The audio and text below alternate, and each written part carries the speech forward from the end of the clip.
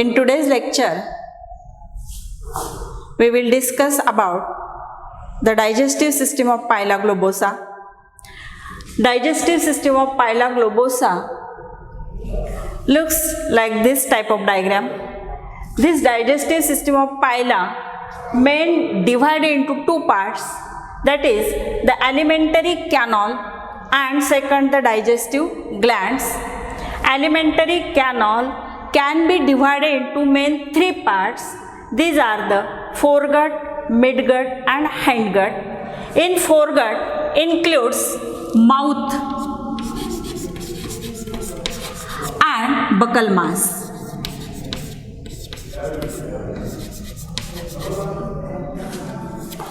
Midgut includes stomach and intestine,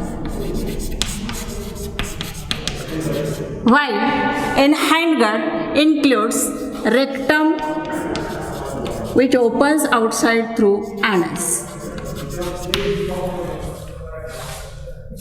We will see all these parts in detail. First, we will see foregut. Foregut is also called as stomodium. This foregut and hindgut, it is also called as proctodium. Both are ectodermal in origin, while midgut or mesenteron, it is endodermal in origin. This foregut includes mouth and buccal mass. Mouth is vertical slit-like aperture situated in the buccal mass in front. It is guarded by paired small tentacles. These small tentacles called as labial palps. There is no true lips, but this first small pair tentacles guards or surrounds the mouth, hence they are also called as labial palps. Mouth opens into buccal mass. Buccal mass is large, it is muscular, pear-shaped structure, and it is highly muscular due to thick wall present on its border. It is thick walled part. This buccal mass divided into main two parts. Anterior small part up to this mark, anterior small part is called as vestibule, and posterior large part is called as buccal mass. Thus this buccal cavity divided into main two parts, anterior small vestibule and posterior large buccal mass. In this buccal cavity, paired jaws present. These jaws having serrated margins or teeth-like projections in its inner margin. These teeth-like projections helpful for cutting the leaf. Animal feeds upon succulent aquatic vegetation, that is the green grass, and thus these jaws inner margin which shows pointed teeth-like projection helpful to cut the food, that is the green grass or green leaf. These jaws attached to the roof, that is anterior part of the buccal cavity, and join with buccal cavity with the muscles. These muscles are called as sphincter muscles.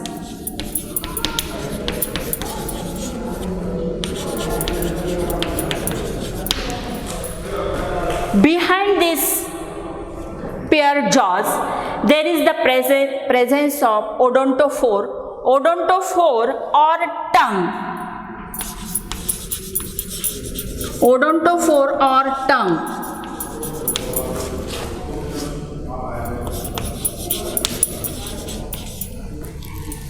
is nothing but the elevated portion of a thick skin present on the floor of buccal cavity, and this tongue or odontophore shows the presence of ducts open into it. These ducts are the salivary glands duct and buccal glands duct, which opens on the surface of this tongue or odontophore. Then behind this tongue there is the presence of chitinous structure, which is cuticular ribbon like structure. This cuticular ribbon like structure is called as radula. It is called as radula. This radula shows a radular sac, and on this radular sac number of teeth presents arranged in numerous rows. They are arranged in numerous rows. Each row contains about 7 teeth. Suppose this is single row. This single row contains 7 teeth. These 7 teeth are called as central rachidium tooth.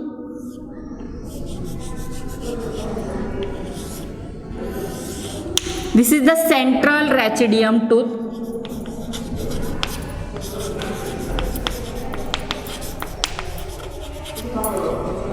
On either side of this there is lateral teeth. On either side of this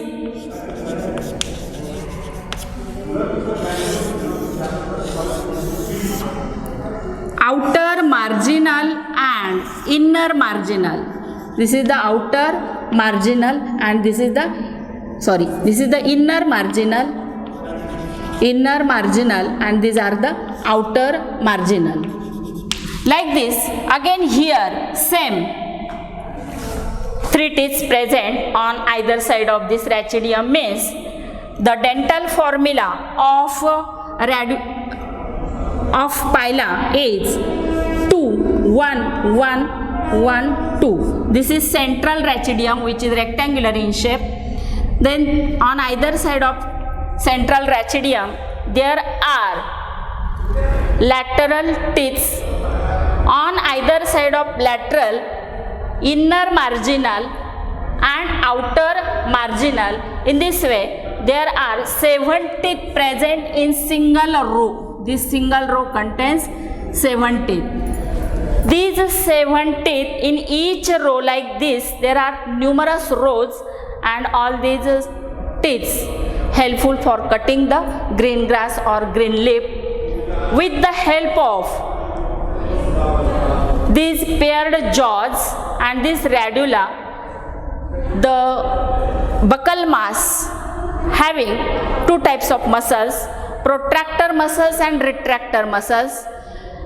Radula shows chainsaw like movement with the help of this protractor and retractor muscles, and thus radula comes towards the mouth. At the same time both the jaws comes front, and the food or green grass or leaf can be cut into smaller pieces and then take inside the mouth cavity. Thus in the buccal mass 3 organs are present. First, the paired jaws, second, odontophore or tongue, and third, the radula. These jaws, tongue and radula, all these are present in buccal cavity and helpful for grinding the food or cutting the food material into smaller pieces. This is the foregut, which is ectodermal in origin. This buccal mass internally shows on its roof pair of glands called as buccal glands. Behind these there are salivary glands. They are also paired, and on either side of these salivary glands there are large esophageal pouches are present. The function of buccal gland is to secrete digestive juices. Salivary gland secretes again mucus and cellulose splitting enzymes, and esophageal pouches, its function is unknown, but they may serve as a temporary storage of food. This is the foregut. This foregut leads into esophagus. Here it leads into esophagus. Esophagus is small tube. It is narrow and uniform diameter. Food passes from this buccal mass through this esophagus into the stomach. Up to this much part is the foregut. Then midgut. In midgut arises stomach, large stomach and intestine. This much part enters into the midgut, or it is also called as mesenteron. This mesenteron is endodermal in origin. It starts with the stomach, that is, esophagus opens into wide bag-like or pear-shaped structure called as the stomach. This stomach again divided into two parts. Anterior large broad part is called as cardiac chamber, and posterior narrow part, this much part, is called as pyloric chamber.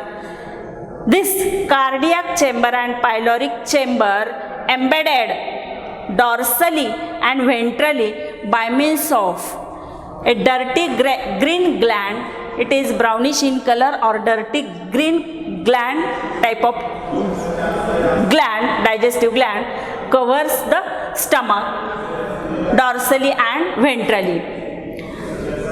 This is digestive gland or hepatopancreas, or it may called as a liver like gland, which is helpful for digestion of the food. The stomach, which is large bag-like structure or pear-shaped structure having two chambers, cardiac chamber and pyloric chamber. Internal wall of stomach is thrown into number of folds, and this stomach secrete numerous digestive enzymes for the digestion of the food. Stomach leads into uniform diameter muscular tube which runs through left side of visceral mass and goes towards the anterior side after forming 2 to 3 coils. It is called as intestine. This intestine is uniform in diameter. Internally it shows number of intestinal glands for digestion of the food. It then leads into hindgut, which starts with rectum and ends with anus. This rectum is somewhat wider tube. It is thick walled, and waste material or undigested food material passes from rectum through anus to outside along with outgoing current of water through right nuchal lobe or right siphon or right pseudopipodium, which is present. This rectum is present on the left side of the gill position located in this side near the right siphon or right nuchal lobe. This is the alimentary canal, that is foregut, midgut and hindgut. Foregut starts with mouth, then the buccal mass, esophagus, midgut with stomach, intestine and hindgut with rectum and anus. This is the alimentary canal. This alimentary canal also associated with 4 types of digestive glands. These 4 digestive glands are called as buccal glands. They are paired. Salivary glands, they are also paired. Both they are enclosed within the buccal mass or buccal cavity. Then hepatopancreas or liver is the largest gland. Its color is dirty green or brownish in color, which covers or which is embedded dorsal lobe of the cardiac stomach, and ventrally it again embedded with the pyloric chamber. Then the esophageal pouches. Esophageal pouches are paired, situated on either side of the esophagus, and their main function is unknown, but they may serve as a temporary storage of food. Here salivary glands, which are present on the roof of buccal mass, they secrete digestive enzymes and pour their duct into the odontophore or tongue. Then on either side, behind these buccal glands, on either side there is the presence of white colored salivary glands which are paired. They secrete mucus and cellulose splitting enzymes which are helpful for digestion of the food. Then esophageal pouches, just now I have told you that they are temporary storage of food. They serve to store the food temporarily. Then this hepatopancreas or main digestive gland or liver like gland which having 3 types of cells. These 3 types of cells are called as secretory cells which secrete cellulose. Second, resorptive cells, they secrete protein digesting enzymes, and lime secreting cells secrete calcium and phosphate which are helpful for digestion of the food. These are the digestive glands present along with the alimentary canal of Pila. Then